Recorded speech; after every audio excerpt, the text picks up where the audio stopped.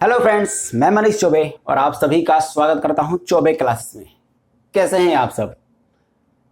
आज हम लोग एक नए टॉपिक की शुरुआत करने वाले हैं जिसका नाम है प्रॉफिट एंड लॉस, जिसको हिंदी में लाभ या हानि भी कहते हैं। ये देखिए आपके सामने लिखा हुआ है प्रॉफिट एंड लॉस। तो आज हम लोग प्रॉफिट एंड लॉस के कंसेप्ट को समझेंगे। इस पर भी क्वेश्चन पूछता है क्या होता है प्रॉफिट एंड लॉस। जरा आइए इसको समझते हैं। जैसे मान लीजिए कि आपने कोई सामान 5 रुपए में खरीदा, तो जो जिस दाम पे आप खरीदते हैं उसको कहते हैं क्रय मूल्य। यहां कुछ बेसिक से टर्म आने वाले हैं जिनको मैं बता देता हूं, जिनका मैं यूज बार बार करूंगा और बार बार उसको मैं डिफाइन नहीं करूंगा। जरा ध्यान से देखिएगा। एक टर्म आने वाला है सीपी, जिसको कहते हैं क्रय मूल्य, जिसको कहते हैं क्रय मूल्य कहते हैं। ठीक। एक आता है एसपी। एसपी का मतलब होता है विक्रय मूल्य। ठीक। विक्रय मूल्य यानी कितने पर बेचा गया। क्रय मूल्य मतलब कितने पर खरीदा गया, या यूं कह लें कि आपसे आपके जेब से उस वस्तु के लिए कितने रुपए खर्च हुए हैं, तो वो हो जाएगा क्रय मूल्य। मान लीजिए ये मार्कर मुझे लेना था, मेरे जेब से इसके लिए 30 रुपए गए, तो इसका क्रय मूल्य कितना हो जाएगा? 30 रुपए। आ रही है बात समझ में? विक्रय मूल्य की यही मार्कर मैंने इसको कितने में बेचा। जैसे मान लीजिए ये मार्कर मैंने किसी को 35 रुपए में बेच दिया। अब मेरा विक्रय मूल्य कितना हो गया? सेलिंग प्राइस जिसको इंग्लिश में कहते हैं, इसीलिए यहाँ पे एसपी लिखा हुआ है, तो ये इसका 35 रुपए हो जाएगा। ठीक है, तो चलिए ले लेता हूं इसी मार्कर के लिए। इस मार्कर का सीपी कितना रहा? 30। एसपी कितना रहा? तो कहेंगे 35 यानी 35। ठीक है, 30 रुपए में खरीदे हैं, 35 से बेच दिए। अब पूछ रहा है प्रॉफिट कितने का हुआ। प्रॉफिट कितने का हुआ, तो ये देखिए प्रॉफिट कैसे निकलता है? Selling price minus cost price, यानी SP minus CP. Selling price आपका 35 है और आपका सीपी कितना? 30, जो कि आपका निकल के आ जाएगा 5। 5 रुपए मुझे अधिक मिले। जाहिर सी बात है, 30 रुपए में खरीदा हूं, 35 रुपए में बेचा हूं, तो 5 रुपए मुझे एक्स्ट्रा मिले, यही तो मेरा प्रॉफिट है। तो यही प्रॉफिट हो जाएगा आपका 5 रुपए। आ रही है बात समझ में? अब यदि आपसे पूछ दे कि प्रॉफिट परसेंट आप बताइए, तो जरा बस देखिएगा। प्रॉफिट परसेंट अगर निकालना हो तो निकालते हैं कि प्रॉफिट कितने का हुआ है अपॉन में सीपी। प्रॉफिट अपॉन में सीपी। और परसेंट निकालने के लिए आपको परसेंटेज की क्लास में ही मैंने बताया था, फ्रैक्शन में 100 की मल्टीप्लाई। आ गई बात समझ में? कैसे करेंगे सर? अच्छा, इस केस में प्रॉफिट कितने का हुआ है? 5 रुपए का प्रॉफिट हुआ है, तो 5 मैं यहां लिख दूंगा। सीपी कितना है? क्रय मूल्य कितना है? तो वस्तु का सीपी कितना है? 30 रुपए। मेरे जेब से जितना उस वस्तु के लिए पैसे खर्च हुए हैं वह इसका सीपी होगा, जो कि 30 रुपए है। ठीक। अब मल्टीप्लाई में आप लगा लेंगे किसका? 100 का। तो 5 एकम 5, 5 छके 30, कितना हो जाएगा? 1/6 मल्टीप्लाई 100। जब आप इसको सॉल्व करेंगे तो ये आ जाएगा आपका 14/2/3%। सॉल्व कर लीजिएगा, 14/2/3% आ जाएगा। चूंकि ज्यादा मुझे रुपए मिले हैं इसलिए प्रॉफिट। और प्रॉफिट का सिंबल मैं कुछ ऐसे दिखाने वाला हूं। ऊपर की तरफ अगर एरो रहेगा तो प्रॉफिट को शो करेगा, और अगर मैं इसको इसे डाउन कर दूंगा तो इसको कहूंगा कि लॉस हुआ है। आ गई बात समझ में? परसेंट कैसे निकालते हैं पता चल चुका है आपको। इसी तरह सेम प्रोसेस लॉस में भी हो जाएगा। कितने रुपए का नुकसान हुआ है, कितने सीपी पर हुआ है, मल्टीप्लाई 100, लॉस परसेंट निकल आएगा। चलिए कुछ क्वेश्चन प्रॉफिट एंड लॉस से आते हैं, जिसको मैं बारी बारी कुछ क्लासेस लेकर के आपको समझाने का पूरा प्रयास करूंगा। आ जाते हैं कुछ क्वेश्चन। बेसिक से कुछ क्वेश्चन हैं जो छोटे लेवल के क्वेश्चन हैं, जो आपके बेसिक्स को मजबूत करते हैं। उनको देखना बहुत जरूरी है। तो चलिए शुरू करते हैं, इसको रब करते हैं और आपके सामने पहला क्वेश्चन लगाते हैं। तो ये देखिए आपके सामने एक क्वेश्चन लगा हुआ है, 36 किताबों की लागत मूल्य। लागत मूल्य क्रय मूल्य, क्रय मूल्य सीपी, कॉस्ट प्राइस सीपी। 30 किताबों के विक्रय मूल्य, विक्रय मूल्य सेलिंग प्राइस एसपी के बराबर है, तो प्रतिशत लाभ ज्ञात करें। कुछ नहीं करेंगे, जो बोल दिया वही कर देंगे, जो बोल दिया वही कर देंगे। यानी कि देखिए बोला है ये 36 किताबों का के लिए गुणे का सिंबल लगाते हैं, पहले भी पढ़ चुके हम। 36 किताबों का क्रय मूल्य यानी कि सीपी बराबर है 30 किताबों के एसपी के सेलिंग प्राइस के। अब यहां से आपको निकालना है कि प्रतिशत लाभ ज्ञात करें, प्रतिशत लाभ यानी प्रॉफिट परसेंट निकालना है। ठीक है, यहां से सबसे पहले हमारा काम होगा सीपी और एसपी का रेशियो निकालना। ये हरदम हमारा काम रहेगा कि सीपी और एसपी का रेशियो निकालना कि सीपी क्या है एसपी क्या है। इस केस में जरा सुनिएगा,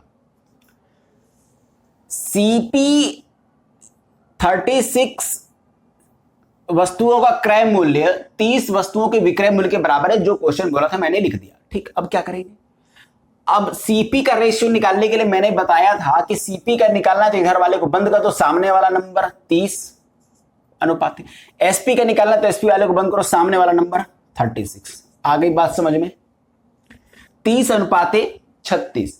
अभी तो ये कट रहा होगा, किससे कटेगा, 6 से कट जाएगा, 6 से काट देंगे 5 बार में, 6 से काट देंगे 6 बार में, यानी कि 5 अनुपात 6। इसका क्या मतलब है सर जी, जरा देखिए, मान लीजिए कि सीपी 5 था तो एसपी कितना है 6। 5 रुपए का सामान आपने 6 रुपए में बेचा, मान लीजिए रेशियो में, तो रेशियो से ही निकाल देंगे, कोई बड़ी बात नहीं है। प्रॉफिट कितने का, तो 5 रुपए का सामान 6 रुपए में बेचे, 1 रुपए ज्यादा आपको मिला है, तो प्रॉफिट कितने का हो गया, 1 रुपए का। अब चूंकि परसेंट निकालना है तो परसेंट किस पे निकलता है, सीपी पर। 1 रुपए का प्रॉफिट हुआ है, परसेंट निकालने के लिए सीपी नीचे जाएगा, 1/5 यही होता है। अब 1/5 गुणे 100, गुणे 100 प्रतिशत निकालने के लिए आप 100 का मल्टीप्लाई कर देंगे, 1/5 मल्टीप्लाई 100 करेंगे तो 20% आ जाएगा। अब चूंकि मैंने यहां पे मल्टीप्लाई 100 करके दिखा दिया, बहुत सारे ऐसे क्वेश्चन आएंगे जो मैं नहीं दिखाऊंगा। क्यों, क्योंकि परसेंटेज की क्लास में मैंने कुछ ऐसे फ्रैक्शंस याद करवाए थे जिनका डेली यूज होता है, ज्यादातर क्वेश्चनों में उनका यूज होता है, तो उनको मैं बार बार 100 से मल्टीप्लाई करके आपको दिखाऊंगा नहीं। मैंने बता दिया था कि 1/8, 1/6, 1/5, 1/4, 1/3, 1/9, 1/11, ऐसे करके मैं बहुत सारे फ्रैक्शंस को बताया है। तो ठीक है, 1/5 यहां था, हमको पता था कि 20% है, फिर भी मैं बता दिया कि 100 से मल्टीप्लाई करेंगे, 5 से 100 को काट देंगे, 20 टाइम में कट जाएगा। 20% क्या हुआ है, प्रॉफिट हुआ है ना, तो प्रॉफिट के लिए ऊपर का सिंबल लग गया। ठीक है, ये बस समझने के लिए है। अब पेपर में आपको थोड़ी सिंबल लगाना है, आपको तो टिक करना है ना। ठीक, तो समझ में आ गया इस सवाल का आंसर कैसे निकलना है। तो जो क्वेश्चन बोला था मैंने वैसे किया, फिर सीपी और एसपी का रेशियो निकाल दिया। हमको पता चला कि 5 रुपए का सामान था, 6 रुपए में बिक गया, रेशियो के हिसाब से। तो परसेंट कितना प्रॉफिट हुआ, 1 का प्रॉफिट हुआ कितने पर, 5 पर मल्टीप्लाई 100, 20%। ठीक, नेक्स्ट क्वेश्चन चलते हैं, उसको भी समझते हैं। इसको रखो, देखिए उसी टाइप का सेम क्वेश्चन है, इसको भी धार से लगा देते हैं। 15 वस्तुओं का लागत मूल्य 10 वस्तुओं के विक्रय मूल्य के बराबर है, प्रतिशत लाभ बताइए। खेल खत्म है, वही सवाल है। 15 वस्तुओं का लागत मूल्य यानी कि सीपी 10 वस्तुओं के सेलिंग प्राइस यानी विक्रय मूल्य के बराबर है। तो सीपी और एसपी का अगर आपको यहां से रेशियो निकालना होगा तो सीपी का रेशियो सामने वाला नंबर, एसपी कितना हो जाएगा, इधर वाला नंबर। आप देख रहे 5 से कट रहा है, 5 दूनी 10, 5 3 15, 2 अनुपात 3। प्रॉफिट कितने का हो रहा है, 2 का सामान 3 में जा रहा है, 1 का प्रॉफिट हो रहा है कितने पर, सीपी कितना है 2, 1/2, 1/2 आपको पता है 50% होता है। ठीक है, प्रतिशत निकालने के लिए आप क्या करेंगे, 100 का मल्टीप्लाई कर देंगे, चूंकि मैं यहां नहीं करूंगा, आपको पहले बता दिया हूं। 1/2 कितना होता है, 50% होता है। प्रॉफिट हुआ है, प्रॉफिट का सिंबल लगाओ, खेल खत्म सवाल का। अब आपको समझ में आ चुका होगा कि इस तरह के सवाल को कैसे करना है। ठीक है, आगे बढ़े, चलिए अब अगला क्वेश्चन लेते हैं, उसको भी समझते हैं क्या कह रहा है भाई। तो ये देखिए आपके सामने अगला क्वेश्चन लगा हुआ है, ये कह रहा है एक रेफ्रिजरेटर तथा एक टीवी के मूल्यों का अनुपात 5:3 है। यदि रेफ्रिजरेटर की कीमत टीवी से 5500 रुपए अधिक है तो रेफ्रिजरेटर की कीमत ज्ञात करें। चलिए देख लेते कैसे लगेगा, जो बोला है मैं वही कर देता हूं। एक तरफ रेफ्रिजरेटर है और एक तरफ टीवी है, जिनका रेशियो क्या दे रखा है, 5:3। ठीक, मान लेते हैं कि रेफ्रिजरेटर जो है वो 5 रुपए का है, टीवी कितना है, 3 रुपए का, मेरे हिसाब से, रेशियो के हिसाब से। अच्छा ये बताइए यहां पे जो रेफ्रिजरेटर है टीवी से कितने रुपए अधिक है, तो कहेंगे सर सीधी सी बात है 2 रुपए अधिक है। टीवी 3 रुपए का है, रेफ्रिजरेटर 5 रुपए का, तो 2 रुपए अधिक मिल रहा है ना रेफ्रिजरेटर। आपके हिसाब से तो 2 रुपए अधिक है, लेकिन क्या एक्चुअल में 2 रुपए अधिक है, नहीं, 5500 रुपए अधिक है। 5500 रुपए अधिक है। आपकी बात भी सही, उसकी बात भी सही। आपके हिसाब से 2 होगा, उसके हिसाब से 5500 होगा, कोई बात नहीं। यानी आपका एक उसके कितने के बराबर हो जाएगा, 2700, 50 के बराबर हो जाएगा, कोई दिक्कत नहीं। यानी आपका 2 उसके 5500 के बराबर है तो आपका 1 उसके 2750 के बराबर हो जाएगा। आपसे पूछ रहा है रेफ्रिजरेटर की कीमत क्या होगी, तो रेफ्रिजरेटर की कीमत आपके हिसाब से कितनी है 5। अब ये भी 5 नहीं, जब आपका एक ही एक नहीं है 2750 के बराबर है तो 5 कितना हो जाएगा, तो 5 बस मल्टीप्लाई कर दिए, 5 × 2 750। अगर आप इसे सॉल्व करते हैं तो कितना आ जाएगा ये 13750, 13750। यानी रेफ्रिजरेटर जिसको फ्रिज भी बोलते हैं उसकी कीमत कितनी है 13750 रुपए। ठीक, समझ में आ गया, कोई बड़ी बात नहीं था। रेशियो देखा, रेशियो से लगा दिया, कौन सी बड़ी बात है।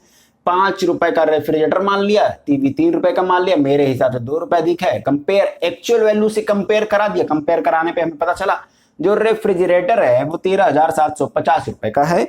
ऑप्शन नंबर सी यहां पे आपका करेक्ट हो जाएगा। चलते हैं अगले क्वेश्चन पे। इस तरह के सवालों पर ज्यादा समय वेस्ट नहीं करते हैं, इसको रब कर लेते हैं और अगले सवाल पे चलते हैं।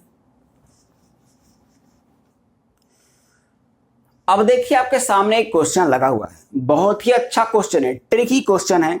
जो कंसेप्ट जानता होगा, जो लॉजिक जानता होगा, जिसको लॉजिक लगाने आता होगा या जिसके पास कॉमन सेंस होगा वो लगा लेगा। देखिए जरा क्या बोल रहा है, 150 रुपए से 300 रुपए के बीच के मूल्यों पर किताबें खरीदी जाती, यानी कुछ किताबें 150 से लेकर के 300 रुपए के बीच की किताबें इनको खरीदा गया है और उसको 250 से 350 के बीच के मूल्यों पर उन्हें बेचा जाता है।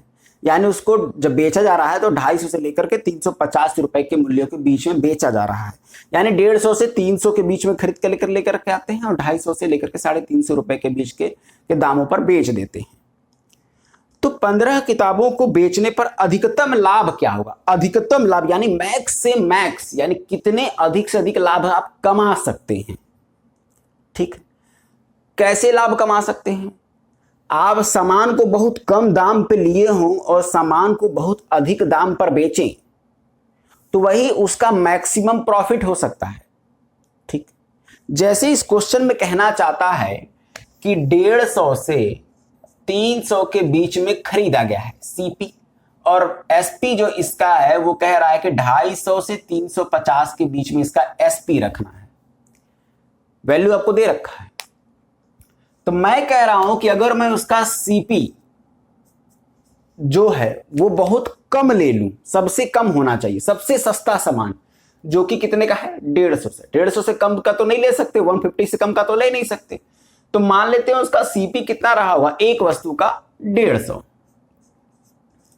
एसपी उसको अधिक से अधिक दाम पर बेच दीजिए, सेलिंग प्राइस उसका अधिक से अधिक दाम होना चाहिए। अधिक से अधिक कितना हो सकता है 350, इससे ज्यादा तो नहीं हो सकता है। तो 350 में ही हम बेचेंगे, तभी तो ज्यादा प्रॉफिट होगा ना भाई, उससे कम पे करेंगे तो उतना प्रॉफिट नहीं होगा। यानी कि जिस उसको खरीदे हम सबसे सस्ते में, उसको बेचे हम सबसे महंगे में। तो बताइए कि सीपी जो है यानी कि क्रय मूल्य जो उसका है वो 150 है और विक्रय मूल्य कितना है 350, कितने का प्रॉफिट हुआ है। तो 350 में 150 निकाल देंगे 200 रुपए आ जाएगा। यानी एक वस्तु पर मुझे 200 रुपए का प्रॉफिट होगा। लेकिन आपसे जानना चाहता है कि 15 किताबों को बेचने पर कितना प्रॉफिट होगा। तो एक किताब को बेचने पर 200 का प्रॉफिट हो रहा है, 15 किताब को बेचने पर 15 से गुणा कर दिए, बच्चा जानता है 15 दूना 30, 3000 रुपए का प्रॉफिट होगा। अगर मैं 15 किताबों को क्वेश्चन के हिसाब से बेचना शुरू कर दूं तो मुझे 3000 का प्रॉफिट हो सकता है। सबसे कम में खरीदा और सबसे अधिक में बेचा, सीधी सी बात है। तो चलते हैं अगले क्वेश्चन पर, उसको भी समझते हैं और आशा करता हूं कि ये क्वेश्चन आपको समझ में आ चुका होगा। देखने में ट्रिकी हो सकता है लेकिन कंसेप्ट अगर आप लगाते हैं, कॉमन सेंस लगाते हैं तो इस तरह के सवाल खत्म हो सकते हैं तुरंत। तो ये देखिए आपके सामने एक क्वेश्चन लगा हुआ, ये कह रहा है 2 साइकिलों को 3990 रुपए साइकिल की प्रति साइकिल की दर से, यानी हर एक साइकिल का जो बेचने वाला मूल्य है, सेलिंग प्राइस है, वो 3990 रुपए है, को बेचा जाता है। पहली साइकिल पर 5% का लाभ होता है और दूसरी साइकिल पर उसे 5% की हानि होती है। तो इस पूरे सौदे में, पूरे लेन देन में उस व्यक्ति को लाभ प्रतिशत या हानि प्रतिशत कितना हुआ है ये आपको बताना है। ठीक है, ऐसे क्वेश्चन में मैं आपको समझा दूं एक बात कि जब भी ऐसा क्वेश्चन आएगा, अगर उसका सेलिंग प्राइस जो है वो बराबर है सेम परसेंट प्रॉफिट में और सेम परसेंट लॉस में जा रहा है, तो वैसे केस में उसको हमेशा लॉस ही होगा। जो उसका फाइनल वैल्यू होगा वो हमेशा लॉस में ही होगा। कितना लॉस में होगा वो भी मैं बता देता हूं, जरा ध्यान से सुनिएगा। कैसे करेंगे, बहुत ही सरल आंसर है। 5% का लाभ हो रहा है और 5% की ही हानि हो रही है। ठीक, मैं इसको लिख दिया। तो इस सौदे में अब आप कंफर्म हो चुके हैं कि हानि ही होने वाली है। कितनी हानि होने वाली है, तो सीधे इन दोनों का गुणा कर दीजिए। 5 पच्चे 25 आ गया, 5 पच्चे 25। पीछे से 2 अंक पे दशमलव लगा दीजिए। पीछे से पहला अंक दूसरा अंक दशमलव लगा दीजिए, यानी 0.25%। और ये हमेशा क्या हो जाएगा, आपको लॉस हो जाएगा। आ रही बात समझ में? यानी इस क्वेश्चन का जो आंसर होने वाला है वो ऑप्शन नंबर डी, 0.25% लॉस होने वाला है। ठीक है, आशा करता हूं कि आपको ये समझ में आ चुका है। एक और एग्जांपल लेकर मैं समझा देता हूं, जरा सुनिएगा ध्यान से। मान लीजिए इसी तरह की कोई कहानी थी, कोई क्वेश्चन था, उसमें बोल दिया कि 20% का प्रॉफिट हुआ था और फिर 20% का नुकसान भी हुआ था। तो ऐसे केस में उस व्यक्ति को कितने प्रतिशत का प्रॉफिट या लॉस हुआ है? मैंने आपको बता दिया कि जब भी इस तरह का केस आएगा सेम वैल्यू पर, तो वैसे केस में, यानी सेलिंग प्राइस जब भी बराबर होगा, तो वैसे केस में आपको हमेशा लॉस होने वाला है जब सेम प्रतिशत प्रॉफिट और सेम प्रतिशत लॉस हो। कितने का लॉस हो जाएगा सर? तो 20 और 20, जो भी नंबर दिया उसका गुणा कर लीजिए। 20 और 20 का गुणा करेंगे तो ये आ जाएगा आपका 400 आएगा। ठीक है, हमने बोला कि जो भी नंबर आए पीछे से 2 अंक पे दशमलव लगा दीजिए। तो पीछे से पहला अंक दूसरा अंक दशमलव लगा दिए, यानी 4.00%। 4.00% नहीं होता है, वो 4% ही है। अब आपको तो इतनी बात समझ में आ चुकी होगी। और इतने का क्या हुआ है, लॉस हुआ है। समझ में आ गया? 20% की जगह 25 होता तो कोई बात नहीं, 25 पे कर लेते हैं। 25% पे प्रॉफिट हुआ है, 25% पे नुकसान भी हुआ है, यानी लॉस हुआ है। कैसे निकालेंगे? इस केस में भी लॉस ही होगा। कितना लॉस होगा? 25 से 25 का गुणा करेंगे, 625। ठीक है, और मैंने बोला कि पीछे से 2 अंक पे दशमलव लगा देंगे, यानी कि 1 और 2 यहां लगा देंगे। 6.25, यानी 6.25% का यहां पे आपको नुकसान हो गया। ठीक है, ऐसे केस में हमेशा नुकसान होगा। अब आशा करता हूं कि इस तरह के क्वेश्चन आपको परेशान नहीं करेंगे। ये बहुत ही आसान क्वेश्चन है। ठीक है, इसको तो सॉल्व करने की जरूरत भी नहीं है, केवल मल्टीप्लाई किए, पीछे से 2 अंक पे दशमलव लगा दिए, खेल खत्म हो गया। चले आगे, अगले क्वेश्चन चलते हैं, उसको भी समझते हैं। अब देखिए आपके सामने एक क्वेश्चन लगा हुआ है, जरा इसको भी देखिएगा, बहुत ही अच्छा क्वेश्चन है ये। एक व्यक्ति एक मेज को 10% लाभ पर बेचता है। यदि वह मेज को 5% कम दाम पर खरीदा होता, यानी जितने में भी खरीदा था पहले उससे 5% दाम कम में खरीदा होता और 80 रुपए अधिक में बेचा होता, यानी उसको जितने में बेचा था उससे अधिक 80 रुपए अधिक में बेचा होता, तो उसे 20% का लाभ हो जाता। ठीक है, तो मेज का लागत मूल्य ज्ञात करें। चलिए देखते हैं इस सवाल को कैसे लगाते हैं। इस केस में मैं मान लूंगा कि उस व्यक्ति ने उस मेज को 100 रुपए में खरीदा था। मेरे हिसाब से वस्तु का जो सीपी है वो 100 रुपए है। सीपी कितना है? 100 रुपए। लागत मूल्य कितना है? 100 रुपए। और उसको वो बेचा है कितने रुपए में? कितने रुपए में बेचा हो? 10% लाभ पर। अब 100 का 10% कितना हो जाएगा? 110। लाभ देखिए 100 का 10% 10 होता है। अब चूंकि इतना लाभ है तो जोड़ देंगे, 100 + 10 110, यानी 100 रुपए का सामान खरीदा था, उसको 110 में बेच दिया, तभी तो 10% का प्रॉफिट हुआ। ठीक, अब ये क्वेश्चन कहना चाहता कि अगर वो 5% कम में खरीदा होता, ठीक है, यानी इसको मैं SP1 ले लेता हूं, SP1 सेलिंग प्राइस 1 ले लेता हूं। अगर वो 5% कम दाम पे खरीदा होता, यानी 100 रुपए का जो कुर्सी लिया है, मेज लिया है, उसको 5% कम में लेता, तो 100 का 5% कितना होता है? 5 होता है। इतना कम में, यानी वो कहना चाहता अगर वो 95 रुपए में ही खरीदा होता क्या मेज, और उसको 80 रुपए अधिक में बेचता। अब यहां पे 80 जो है वो डाटा है, एक्चुअल डाटा है। प्रतिशत में तो मैं फ्रैक्शन ले सकता हूं, मान सकता हूं, लेकिन जो एक्चुअल डाटा उसको मैं मान नहीं सकता, वो तो दिया ही हुआ है। तो अब उस 80 का खेल हम लोग बाद में करेंगे। जरा इसको समझिएगा कि 5% कम दाम पे खरीदा होता और उसको 80 रुपए अधिक में बेचा होता, तो उसको 20% का प्रॉफिट होता। 20% का प्रॉफिट होता। आपको पता है कि प्रॉफिट किस पर होता है? सीपी पर। अब इस सवाल में जब वो 5% कम दाम पे खरीदा है, यानी कि 95 रुपए में खरीदा है, तब उसका जो सीपी है अब कितना हो गया? 95 हो गया। 95 का 20% लाभ यानी कि 120%। 95 का 20% लाभ यानी 120%।